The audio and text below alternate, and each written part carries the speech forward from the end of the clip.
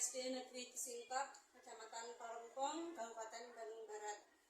Di hari ini, hari Sabtu, tanggal 28 Oktober tahun 2023. Di sini saya, Anissa Kusuma Wahdati, calon guru penggerak angkatan ke-9 Kabupaten Bandung Barat. Yang pertama saya akan menjelaskan peran pendidik menurut KHD atau di sini Ki Hajar Dewantara. Guru itu diibaratkan sebagai seorang petani yang memiliki peranan penting untuk menjadikan tanamannya subur. Nah, di sini contohnya Anda memastikan bahwa tanah tempat tumbuhnya tanaman itu adalah tanah yang cocok untuk ditanami. Itu menurut Ki Hajar Dewantara. Nah, maksudnya bagaimana? Nah, untuk di slide selanjutnya, kita dapat pahami bahwa sekolah itu diibaratkan sebagai tanah tempat untuk bercocok tanam, sehingga guru harus mengusahakan sekolah jadi lingkungan yang menyenangkan. Kita harus menjaga dan melindungi murid dari hal-hal yang tidak baik. Dengan demikian, karakter murid bisa tumbuh dengan baik dan murid akan mampu menerima dan menyerap suatu pembelajaran bila lingkungan di sekelilingnya terasa aman dan nyaman. Nah, selama seseorang merasakan takaran-takaran dari lingkungannya, maka proses pembelajaran akan sulit terjadi. Nah, di sini diharapkan anak itu tekanannya dari lingkungan semakin tidak banyak, tapi sedikit. Karena kalau banyak tekanan, nanti pembelajaran akan sulit untuk dilaksanakan. Yang terdiri dari warga sekolah yang saling mendukung, saling belajar, saling bekerja sama, sehingga tercipta kebiasaan-kebiasaan yang baik. Nah, dari kebiasaan-kebiasaan yang baik itu akan tumbuh menjadi karakter-karakter yang baik. Nah, karakter-karakter baik warga sekolah dan pada akhirnya karakter-karakter dari kebiasaan baik akan membentuk sebuah budaya yang positif. Adalah contoh pelaksanaan budaya positif yang sudah kita laksanakan di SD Negeri Cisintok. Yang pertama adalah literasi, kemudian upacara bendera, lalu ada sholat duha, kemudian peringatan Hari Besar Islam, kegiatan kesenian berupa pentas kreasi seni, tadarus Al-Quran, lalu kemudian cium tangan pada guru itu saat mau masuk ke kelas dan setiap bertemu dengan guru di sekolah. Kemudian pembelajaran berbasis teknologi, berbasis IT di dalam sekolahan, di dalam kelas, dan bersih-bersih lingkungan sekolahan agar lingkungan sekolah menjadi indah, menjadi bersih, dan proses pembelajaran akan berlangsung dengan nyaman. Positif yang selanjutnya adalah pramuka. Nah, di sini kegiatan pramuka itu melatih anak untuk bisa melatih kemandirian, kemudian melatih kedisiplinan, melatih tanggung jawab. Selanjutnya senam kebugaran untuk kesehatan anak-anak dan kerjasama. Nah, di sini kolaborasi kerjasama antar anak dalam kegiatan di sekolah, karena anak itu akan lebih mudah memahami sesuatu apabila dikerjakan secara bersama-sama dengan sistem tutor sebaya. Nah, tutor sebaya di sini sesama teman, sesama anak itu saling belajar bersama. Yang kurang paham bisa bertanya kepada yang lebih paham, sehingga anak ini akan lebih mudah menyerap pembelajaran. Nah, untuk itulah menciptakan lingkungan positif akan terbentuk suatu budaya positif. Adalah suatu proses perjalanan pendidikan yang harus kita jalani, karena ini merupakan tanggung jawab kita sebagai seorang pendidik, sebagai seorang pemimpin pembelajaran.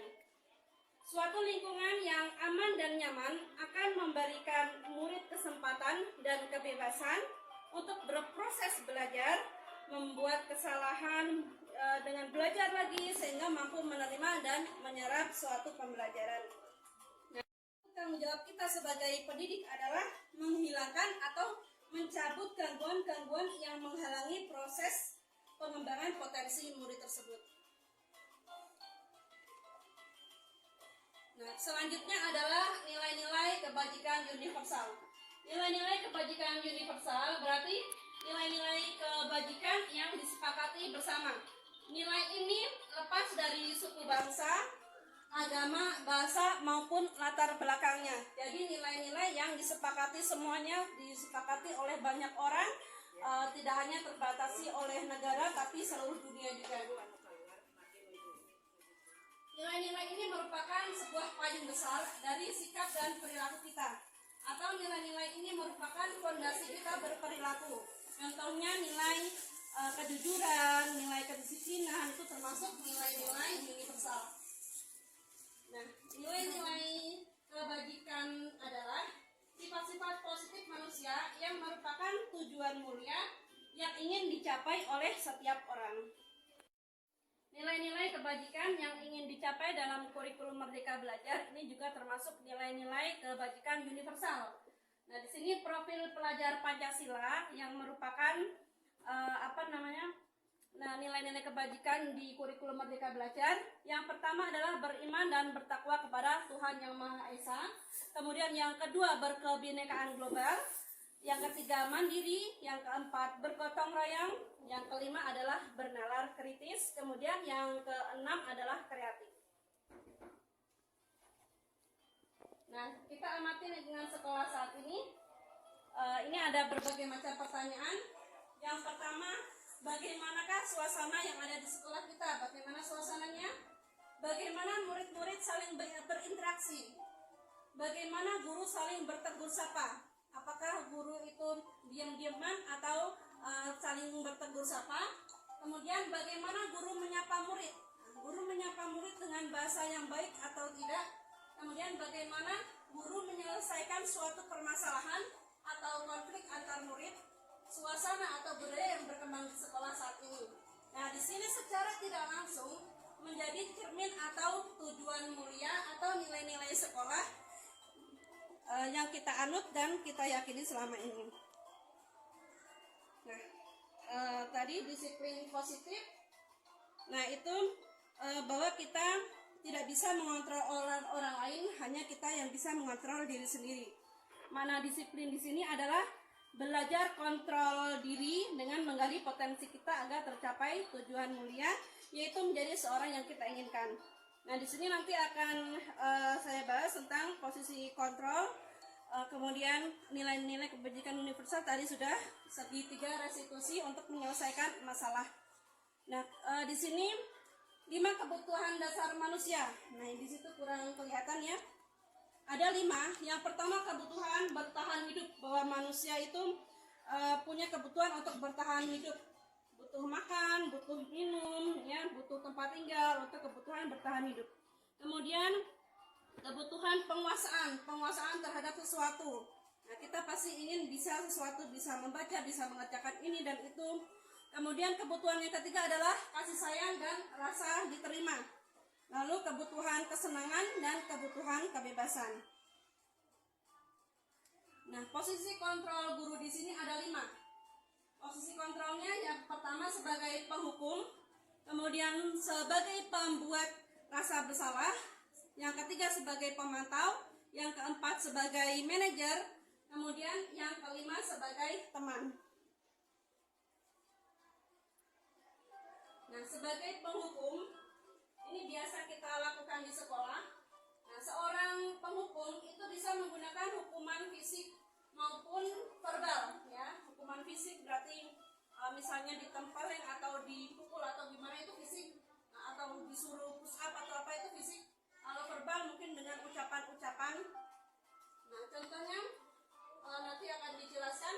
Orang-orang yang menjalankan posisi penghukum senantiasa mengatakan bahwa sekolah memerlukan sistem atau alat yang dapat lebih menekankan murid-murid lebih dalam lagi. Nah, guru yang menerapkan posisi sebagai penghukum akan berkata, patuhi aturan saya, atau awas kalau kamu nggak mengerjakan. Nah, kamu selalu saja salah. Kemarin salah, sekarang salah lagi.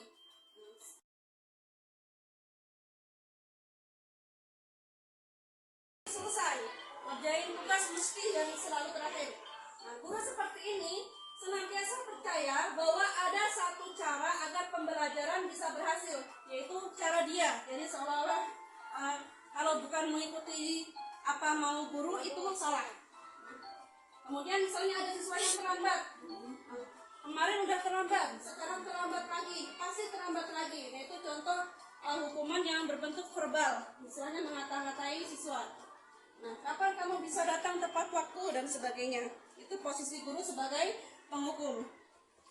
Nah, penghukum di sini menggunakan nada suara tinggi, bahasa tubuh, mata melotot, jari-jari menunjuk-nunjuk siswa atau menghardik. Nah, di sini sebagai guru kita tanyakan kepada diri sendiri, tanyakan pada diri Anda, bagaimana perasaan murid bila guru berbicara seperti itu pada saat muridnya datang terlambat. Nah, kita bisa mengevaluasi pada diri kita sendiri bagaimana perasaannya. Nah, dari posisi penghukum ini hasilnya kepada siswa memungkinkan murid itu marah dan mendendam atau bersifat lebih agresif. Nah, kemarin sudah dimarahi oleh guru ini, nanti besok pula ketika bertemu nanti jadi dendam atau jadi mungkin takut ya, atau mungkin jadi sikapnya lebih agresif. Kemarin telat jadi ingin telat lagi, ingin dihukum lagi. Nah, bukannya sadar malah lebih buruk. Nah, bisa jadi anak itu misalnya di kelas tidak mau duduk. Nah, setelah dihukum, diomongin macam-macam, kemudian anaknya sudah kembali duduk. Nah, tapi anak itu malah mencoret-coret bukunya atau mejanya gitu ya. Nah, dan lebih buruk lagi, misalnya sepulang sekolah, murid melihat motor atau melihat mobil yang tergores, melihat motor atau mobil bapak ibu guru akan menggores kendaraan tersebut dengan paku. Nah, itu sebagai bentuk dendamnya kepada guru yang tadi sudah memarahinya. Nah, di sini posisi kontrol yang kedua seorang guru adalah membuat rasa bersalah. Pada posisi ini biasanya guru akan berbicara lebih lembut. Nah, pembuat rasa bersalah ini akan menggunakan keheningan yang membuat orang lain merasa tidak nyaman, bersalah atau rendah diri. Kata-kata yang keluar dengan lembut seperti ibu sangat kecewa sekali dengan kamu. Berapa kali bapak harus memberitahu kamu ya? Gimana coba kalau orang tua kamu tahu kalau kamu berbuat begitu? Di posisi ini murid akan memiliki penilaian diri yang buruk tentang diri mereka. Murid akan merasa tidak berharga dan telah mengecewakan orang-orang yang disayanginya. Kemudian bagaimana perasaan murid apabila ditegur seperti itu? Nah, hasilnya murid akan merasa bersalah. Bersalah telah mengecewakan ibu atau bapak gurunya. Murid akan merasa menjadi orang yang gagal dan tidak sanggup membahagiakan orang lain. Kadangkala sikap seperti ini lebih berbahaya dari sikap penghukum, karena emosi akan tertanam rapat di dalam dan murid itu menahan perasaannya. Tidak seperti murid dengan guru penghukum tadi, di mana murid bisa menumpahkan amarahnya walaupun dengan cara yang negatif. Nah, di sini murid tertekan seperti inilah yang tiba-tiba bisa meletus amarahnya dan bisa menyakiti diri sendiri dan orang lain. Kemudian posisi kontrol yang ketiga, guru sebagai teman. Nah, guru di posisi ini tidak akan menyakiti murid baik verbal maupun fisik, namun akan tetap berupaya untuk mengontrol murid melalui persuasi. Persuasi itu mengajak. Posisi teman pada guru bisa negatif, bisa juga positif. Nah, positif di sini berupa hubungan baik yang terjalin antara guru dan murid. Guru di posisi teman ini menggunakan hubungan baik dan humor untuk mempengaruhi seseorang. Teman ini berarti dengan nada suara yang ramah, yang akrab dan bercanda, seolah-olah guru itu sebagai temannya. Nah, dengan bahasa tubuh yang merapat ke murid, mata dan senyum, ya, itu jenaka, maksudnya seolah-olah membuat suasana itu menyenangkan, seperti mengajak teman sendiri. Nah, hal negatif dari posisi teman adalah bila suatu saat guru tersebut tidak membantu mereka, maka murid ini akan kecewa dan berkata, saya pikir bapak ibu teman saya karena kemarin membela saya, Tapi kenapa sekarang waktu saya berbuat salah, Bapak Ibu itu tidak membela saya lagi? Nah, di sini negatifnya seperti itu. Murid merasa dikecewakan dan tidak mau lagi berusaha. Hal lain yang mungkin timbul adalah murid akan bertindak untuk guru tertentu dan tidak untuk guru yang lainnya. Murid akan bergantung kepada guru tersebut.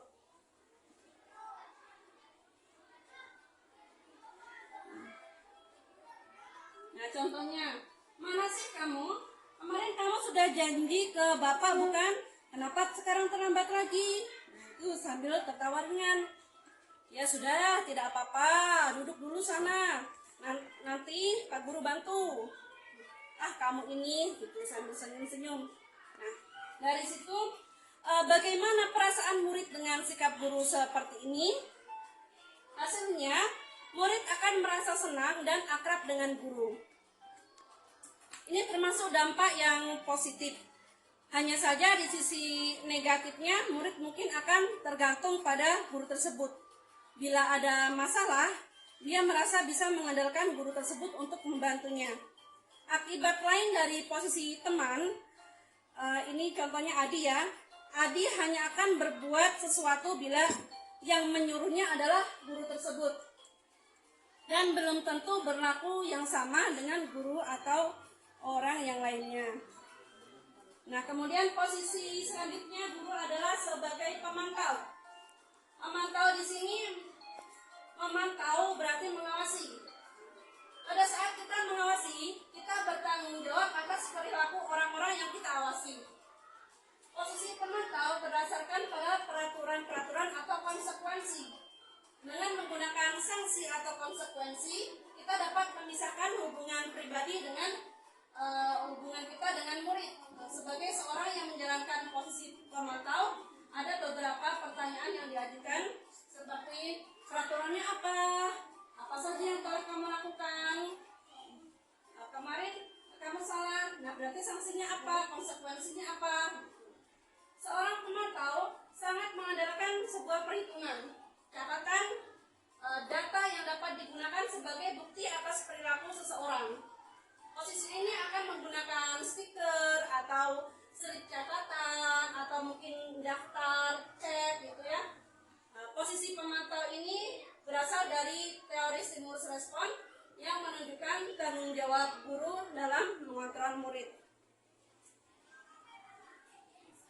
Nah, contohnya guru bertanya, Adi, tahukah kamu jam berapa kita mulai?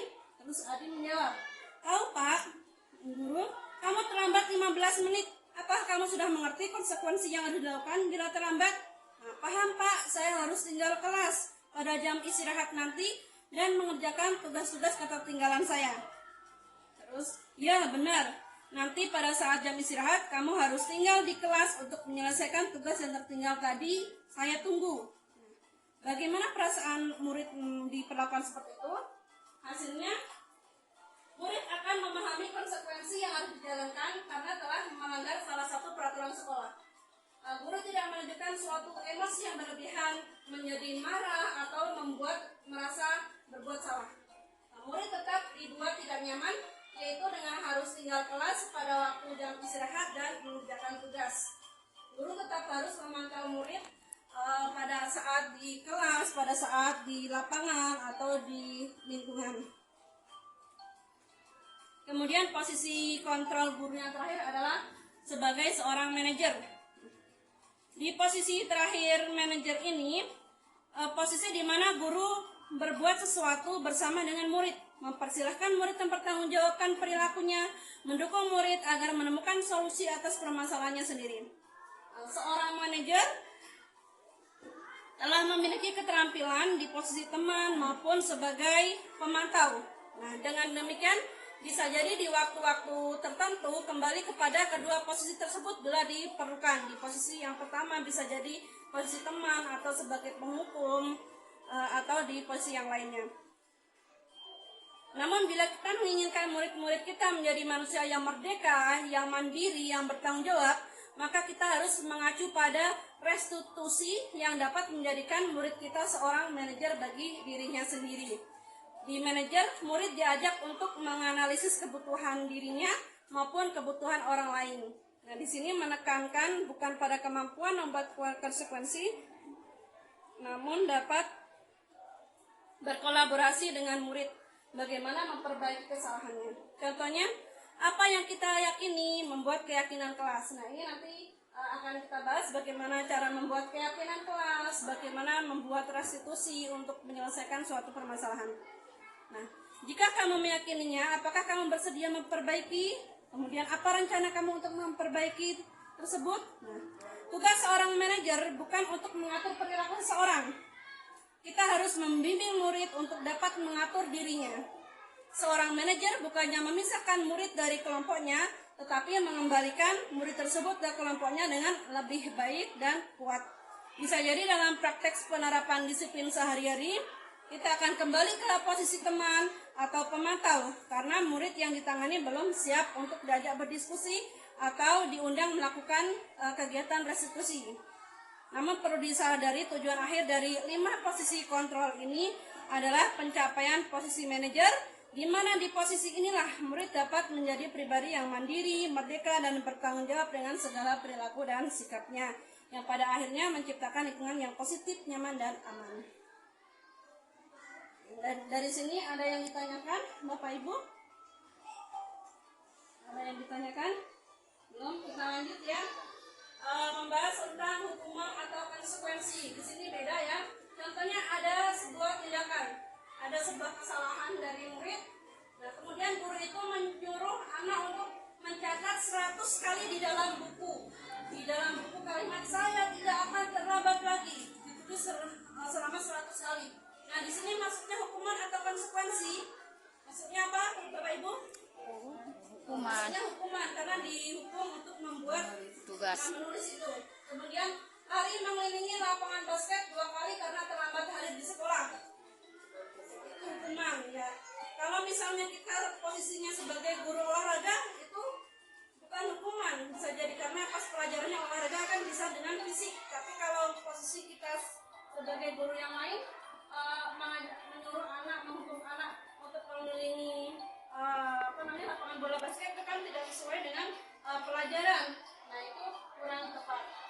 Mungkin kalau sebagai guru olahraga ya tepat. Kemudian murid diminta untuk push up 15 kali karena tidak menggunakan masker ke sekolah. Hukuman ya. Menggantikan kertas tugas teman yang telah dicoret-coret. Itu konsekuensi. Ya. Misalnya ada anak yang sangat nakal sekali, kertas temannya dicoret-coret. Nah, kemudian guru mengajak anak tersebut untuk berdialog dengan restitusi. Nah, di sini guru tidak memberi hukuman, tetapi menyuruh anak tersebut untuk menggantikan kertas tugas temannya yang tadi dicoret-coret. Ini namanya konsekuensi dari apa yang tadi telah dilakukannya. Nah, kemudian membersihkan tumpahan air di meja tulis karena tersenggol pada saat belajar. Termasuk konsekuensi. Murid disuruh untuk tidak mengenakan sepatu seharian di sekolah karena tidak mengenakan sepatu hitam. Termasuk hukuman. Lari mengelilingi lapangan basket 2 kali karena terlambat 10 menit untuk pelajaran PJOK. Konsekuensi. Itu masuk konsekuensi ya, karena pelajarannya olahraga, bukan di pelajaran yang lain, berarti masuknya konsekuensi. Nah, kemudian ini bedanya antara hukuman, konsekuensi, dan restitusi. Nah, kalau hukuman, misalnya murid atau anak belajar menyembunyikan masalah, itu intensitas gagalnya. Konsekuensinya, murid atau anak belajar menaati peraturan. Restitusi, murid atau anak belajar memecahkan masalah. Kemudian, mencoba mengontrol anak dengan penguatan negatif atau membayar impas kesalahan. Konsekuensinya, mencoba mengontrol anak dengan penguatan yang positif. Anak paham bahwa dirinya sendiri yang pegang kendali kontrol. Kemudian dampak pada murid itu nanti kalau dengan hukuman, marah, merasa bersalah, rendah diri, dan mengasihkan diri. Konsekuensinya, di sini kehilangan hak, waktu, jeda seorang diri, dan penahanan. Kalau dengan restitusi, murid atau anak tidak kehilangan waktunya, namun bersemangat untuk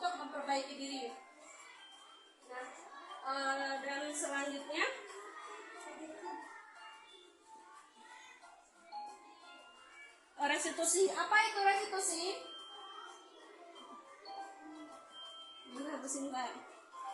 Restitusi adalah sebuah proses menciptakan kondisi bagi murid untuk memperbaiki kesalahan mereka, sehingga mereka bisa kembali kepada kelompok mereka dengan karakter yang lebih kuat. Restitusi juga merupakan proses kolaboratif yang mengajarkan murid untuk mencari solusi dari masalah mereka dan membantu murid berpikir tentang orang seperti apa yang mereka ingin menjadi. Ini merupakan tujuan mulia yang tadi masuk di nilai-nilai universal dan bagaimana harus memperlakukan orang lain. Nah, ini adalah segitiga restitusi. Nah, misalnya ada anak yang berbuat kesalahan, nah kita validasi dulu kebutuhannya, menstabilkan identitas dan menanyakan keyakinan. Kalau dimulai dari menstabilkan identitas, semua orang pasti pernah melakukan kesalahan. Kamu bukan satu-satunya orang yang pernah melakukan hal itu. Kamu tentu punya alasan mengapa melakukan hal itu. Apakah ada cara lain yang efektif untuk mendapatkan apa yang kamu butuhkan? Kemudian menanyakan keyakinan. Kamu ingin menjadi orang seperti apa? Nilai-nilai apa yang telah kamu kesepakati? Tahap 1 yaitu menstabilkan identitas. Pada tahap ini, peserta didik diajak untuk tenang dan kembali ke suasana hati di mana proses belajar, mengajar, dan penyelesaian masalah bisa kita lakukan. Guru dapat mengucapkan kata-kata sebagai berikut. Berbuat salah itu tidak apa-apa. Tidak ada manusia yang sempurna. Saya juga pernah melakukan kesalahan seperti itu. Kita bisa menyelesaikan ini.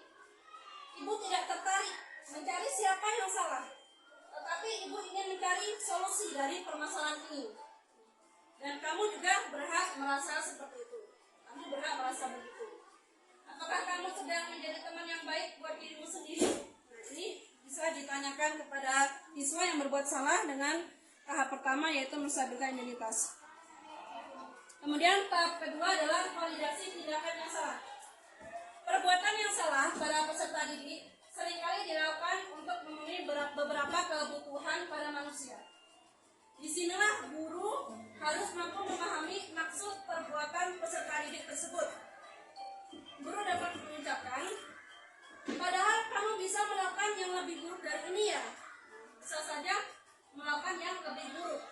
Kamu pasti punya alasan mengapa melakukan hal ini. Kamu patut bangga pada dirimu sendiri karena kamu telah melindungi sesuatu yang penting buatmu. Kamu boleh mempertahankan sikap itu kalau sikap itu baik, tapi kamu harus menambah Pada saat istirahat, Reza sedang berlarian di lapangan. Saking asiknya dia bermain, dia tidak sadar bahwa di depannya ada Ardi yang sedang berjalan berlawanan, sehingga Ardi terjatuh kesakitan dan menangis. Nah, di sini Bu Anissa memanggil kedua siswa tersebut dan mencoba menyelesaikannya dengan restitusi. Nah, di sini menstabilkan identitas dulu, bahwasanya berbuat salah itu tidak apa-apa, bahwa tidak ada manusia yang sempurna. Kemudian memvalidasi tindakan yang salah, bahwasanya menabrak orang sampai jatuh itu tidak apa-apa.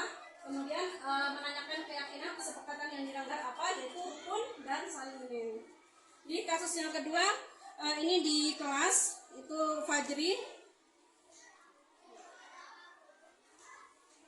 Fajri anak yang pintar di kelas. Namun beberapa hari ini Fajri sering terlambat masuk kelas. Nah, Bu Anissa menanyakan alasan Fajri kenapa sering datang terlambat. Nah, ternyata Fajri membantu ibunya mengasuh adik-adiknya yang masih kecil di saat ibunya menyiapkan sarapan pagi. Nah, sehingga Fajri sering terlambat masuk ke dalam kelas. Di sini Bu Anissa menerapkan segitiga restitusi terhadap kasus Fajri. Tapi ini videonya panjang sekali, mau di setel sampai selesai. Kalau di sini ikasannya aja.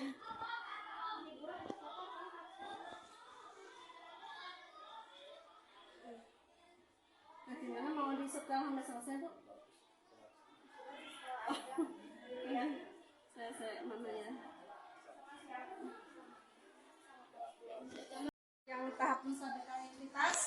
Nah, di sini guru berkata kepada Fadli bahwasanya dia nggak apa-apa terlambat karena semua orang itu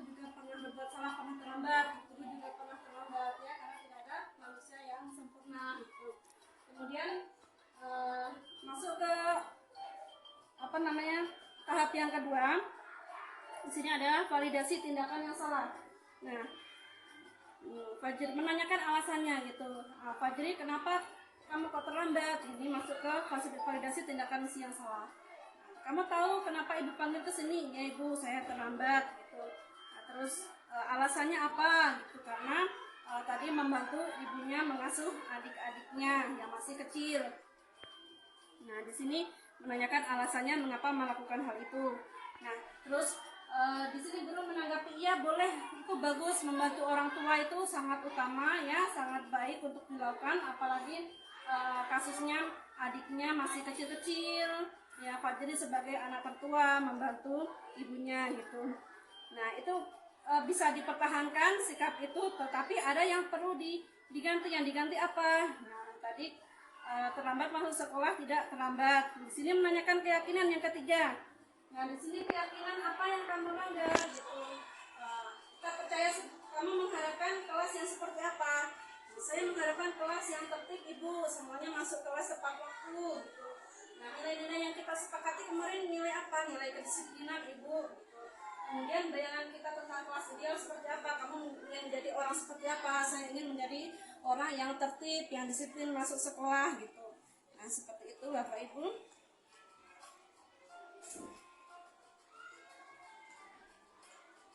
Nah, kemudian setelah itu membuat keyakinan kelas.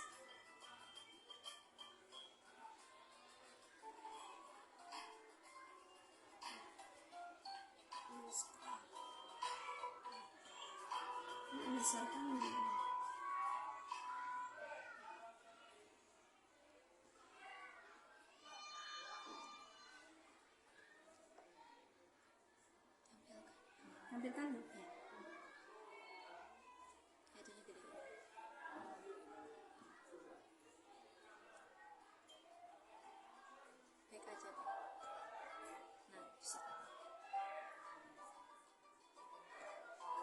Nah, selanjutnya membuat keyakinan kelas. Di sini yang pertama saya mengajak anak untuk membayangkan kelas impian. Kelas yang kita harapkan adalah kelas yang bagaimana? Kelas yang hebat, kelas yang tertib, yang anak-anaknya masuk tepat waktu, kelas yang tidak ada anak yang bicara kotor, kelas yang baik, yang sopan. Nah, setelah itu kemudian itu yang di tengah itu kesepakatan atau tata tertib agar kelas impiannya akan terbentuk. Nah, di sini kalau yang sebelah sini itu pernyataan positif, kalau yang di sini pernyataan negatif. Pernyataan negatifnya apa? Yang pertama, tidak terlambat. Nah, kemudian tidak buang sampah sembarangan. Lalu misalnya tidak merokok. Nah, lalu tidak berbicara kasar. Kemudian tidak berbicara sendiri ketika guru sedang menjelaskan. Nah, kemudian ada lagi tidak membuli temannya, itu tidak mengejek temannya. Itu merupakan yang ada di baris yang kedua ini. Jadi semua anak yang jumlahnya 40 ya rata-rata ya. Dari sini menulis hal-hal yang tidak ingin dilakukan di dalam kelas itu. Di sini pernyataan positif merupakan kelas impian atau kelas yang kita harapkan. Kemudian di sini yang seharusnya tidak dilakukan atau pernyataan negatif. Setelah terkumpul itu, nanti guru merangkumnya menjadi sebuah pernyataan kesepakatan kelas yang berbentuk keyakinan kelas. Nah, keyakinan kelasnya apa? Ini untuk yang di kelas 5B yang sudah disepakati. Tadi tidak datang terlambat. Itu berarti kalau dibuat kalimat positif menjadi masuk sekolah tepat waktu. Keyakinan kelas di sini tidak ada kata negatif, tidak ada tidak. Nah, tidaknya diganti dengan positif gitu. Kemudian tadi membuang sampah sembarangan, itu berarti menjaga kebersihan. Kemudian memakai seragam yang telah ditentukan. Kemudian tidak coret-coret tembok, tidak coret-coret meja, itu termasuk menjaga kerapian dan kebersihan. Kemudian di kelas tidak gaduh, tidak membuat onar, itu menjaga keamanan dan kenyamanan kelas. Lalu yang tadi tidak mengejek temannya, tidak bertengkar, tidak membuli, itu keyakinan kelas. Yang keempat adalah rukun dan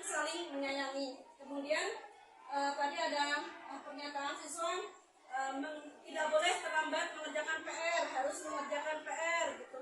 Kalau ibu guru menjelaskan, mendengarkan, kemudian ditaati, itu termasuk keyakinan kelas mengerjakan tugas tepat waktu. Yang terakhir adalah saling menghormati, yaitu termasuk bentuk keyakinan kelas yang disepakati di kelas kami.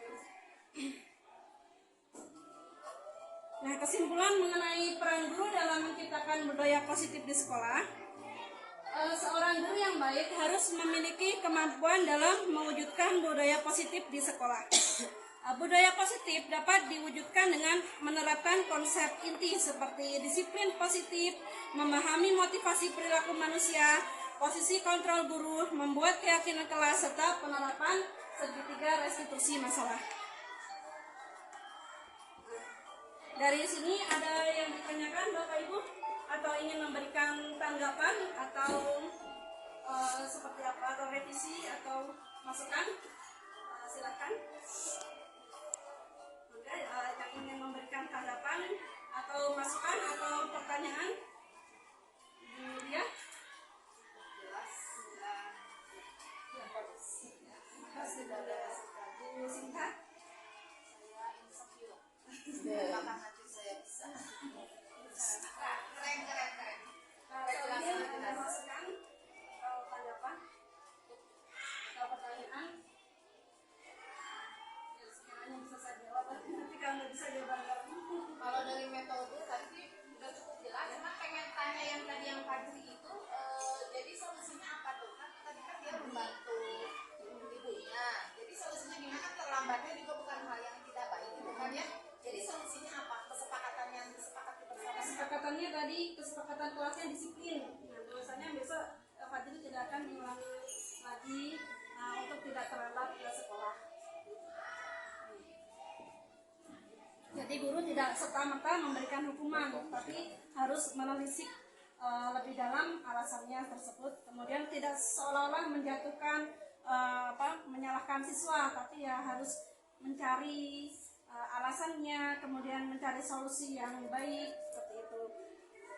Mungkin gitu. Ya Bapak Ibu, demikian presentasi yang saya sampaikan tentang budaya positif di sekolah. Terima kasih atas perhatiannya. Wassalamualaikum warahmatullahi wabarakatuh.